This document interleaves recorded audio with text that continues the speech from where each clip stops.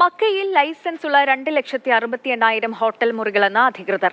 മുൻ വർഷത്തേക്കാൾ 64% വർധനയാണ് ഹോട്ടൽ മുറികളുടെ കാര്യത്തിൽ ഉണ്ടായിട്ടുള്ളത്. സൗദിയിൽ ഏറ്റവും കൂടുതൽ ഹോട്ടൽ മുറികൾ ഉള്ളത് മക്കയിലാണ്.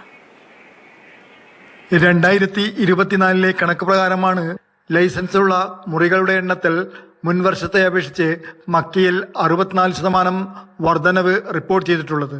ഏകദേശം ലൈസൻസുള്ള 2,68,000 ഹോട്ടൽ മുറികൾ മക്കയിലുണ്ടെന്നാണ് കണക്കാക്കുന്നത്.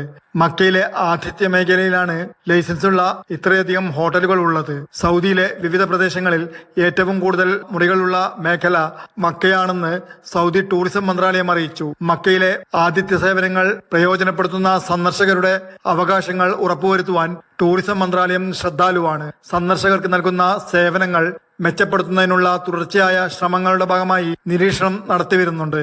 ടൂറിസം സംവിധാനത്തിന്റെയും ഹോസ്പിറ്റാലിറ്റി ഫെസിലിറ്റീസ് റെഗുലേഷന്റെയും വ്യവസ്ഥകൾക്കനുസൃതമായാണ് ആവശ്യമായ പ്രവർത്തന ലൈസൻസുകൾ നൽകുന്നത്. ഏത് നിയമലംഘനങ്ങളും നിരീക്ഷിക്കുന്നതിനും നിയമലംഘനങ്ങൾക്ക് പിഴ ചുമത്തുന്നതിനും ശ്രമിക്കാറുണ്ട്.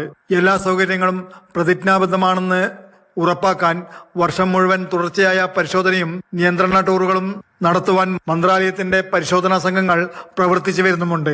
Jafar Ali Palakkot, Mathrubhumi news, Jeddah.